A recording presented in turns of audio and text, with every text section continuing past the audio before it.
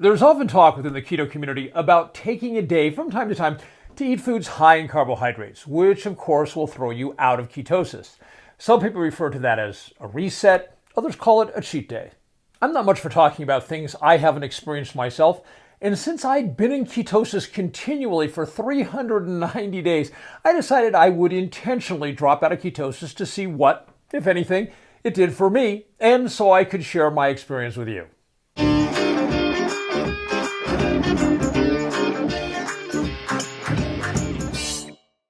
Some people refer to taking a day or two to eat high carbs and drop out of ketosis as a reset. Knowing what I do about physiology and ketosis, I can assure you, internet blather notwithstanding, there is no reset factor involved in eating enough carbs to throw yourself out of ketosis. All that happens is your liver stops producing the number of ketones necessary to be considered in ketosis, so then you're not in ketosis. Does eating a lot of carbs magically affect some other aspect of your body? No. Does it refill the glycogen in the muscle tissue? Something lots of people believe is true and supposedly of some benefit, especially if a person is a weightlifter. So, does it do that? Well, that depends on how many carbs you want to put in your body. Let's say you eat a ton of carbs, and so insulin forces some of the glucose to be stored in the muscle tissue as glycogen. Is that a benefit in some way? These perceptions come from the notion that if your body isn't using glucose as its primary energy source, then your muscle cells cannot initiate the citric acid cycle, often referred to on the internet as the Krebs Cycle, and generate ATP for energy efficiently. If you look at any website addressing keto and weightlifting, you'll find that explanation repeated again and again and again ad nauseum.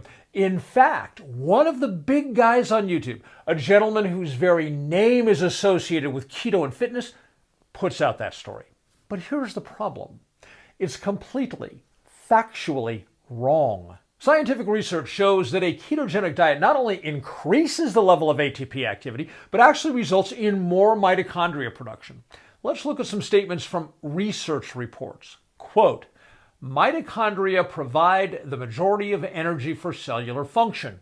Close quote. That's key to understand. It is the mitochondria that produces the energy for weightlifting or any other activity, such as breathing or blinking your eyes. Quote, the ketogenic diet has been shown to cause mitochondrial biogenesis, resulting in a 50% increase in the total number of mitochondria. Close quote.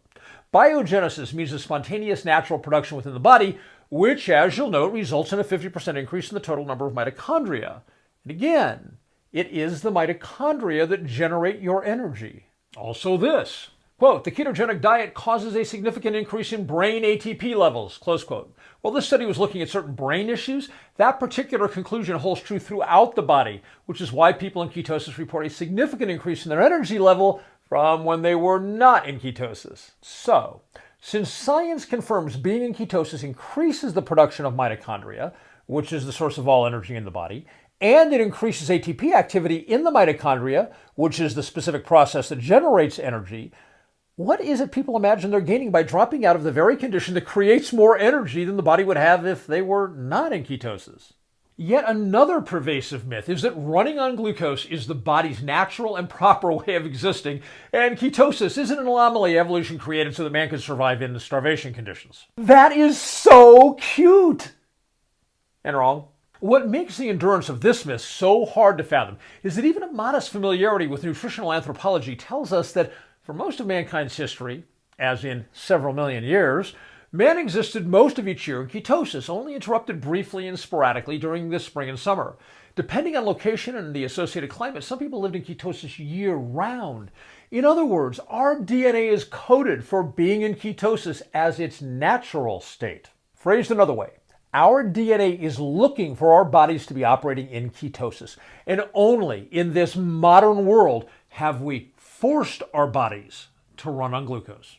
Okay, so now we know that not only is there no reset affected in the body by dropping out of ketosis, we've also learned that the body has more abundant energy in ketosis, and the body's preferred operating condition is ketosis. So knowing what I know, Why did I consume 85 grams of carbs in a single meal and drop out of ketosis? Because I wanted to share this information with you. And people being the way they are, had I not dropped out of ketosis, the knuckleheads would have said, I can't really know the physiological truth of it because I've never experienced it myself. Well, now I have. So what did I experience when I dropped out of ketosis? Nothing.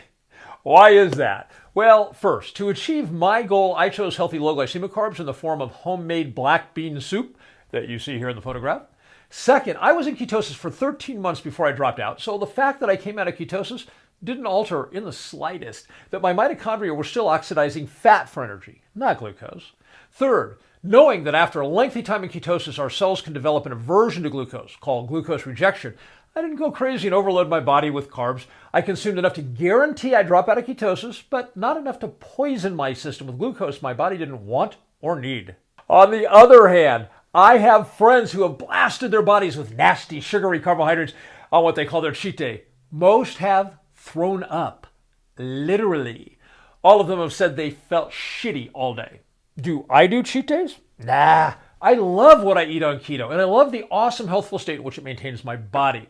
When I hear someone in ketosis say he's going to take a cheat day, what I hear is similar to a former smoker saying he's going to have a cheat day in which he's going to smoke a pack of cigarettes. It's just going backwards. Honestly, the only reason to cheat on keto is emotional. And you're not cheating keto, you're cheating yourself. Let's go back to the idea that eating high carbs for a day will refill the muscle tissue with glycogen. This presumes that our muscle tissue doesn't have glycogen in it when we're in ketosis. But is that true? And does it matter? Whether or not it's true depends on how much glycogen one thinks is the right amount to have in their muscle tissue. When you're in ketosis, your body is burning fat for energy, predominantly triglycerides. So if you consume, say, 35 grams of carbs, where is that going? I'm going to leave the brain out of this discussion because I have some serious doubts about the factual nature of the conclusions reached on that subject in 1967 when a computer filling a warehouse had less computing power than this. Remember glucose rejection I mentioned a moment ago?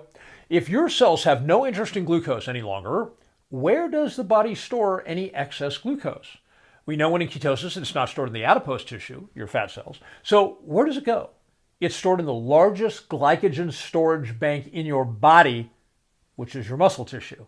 But there's another factor to consider. Remember I said when you drop out of ketosis, it does not alter the physiological fact that your mitochondria is still burning fat for energy?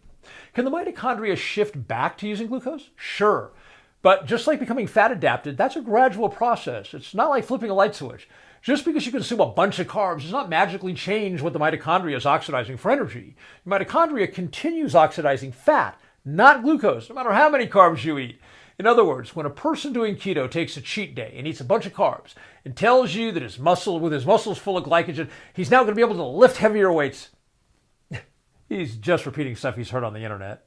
With all that said, there is one unavoidable consequence of bombing yourself with carbs. The more carbs you consume on your cheat day, or days, the longer it will take your body to get back into ketosis. Because until the total glucose level in your body falls below a certain level, the liver will not upregulate its ketone production, which is the standard for being in ketosis. When I dropped out of ketosis, because I used low glycemic carbs and kept the quantity at a rational level, I was back in ketosis in less than 24 hours. So what's the takeaway concerning dropping out of ketosis by eating high carbs for a day or two? I think the biggest takeaway is that every benefit that is supposedly derived from doing so, at least the ones I've heard, are, in a physiological sense, BS. Though I suspect they have a placebo effect for some people. If it makes you a happier person in your world to drop out of ketosis from time to time, do it. No big deal. My only suggestion is that to maintain the health benefits derived from living in ketosis, I wouldn't suggest doing it any more often than maybe once a month, and not for more than a day or so. I'd also suggest not poisoning your body with a lot of sugary crap as your means of dropping out of ketosis. If you have found this video to your liking, do me a favor and hit the thumbs up button, or like it if you're watching on Facebook. Also, to see more fact-based videos like this, please hit the subscribe button. Thanks for being here.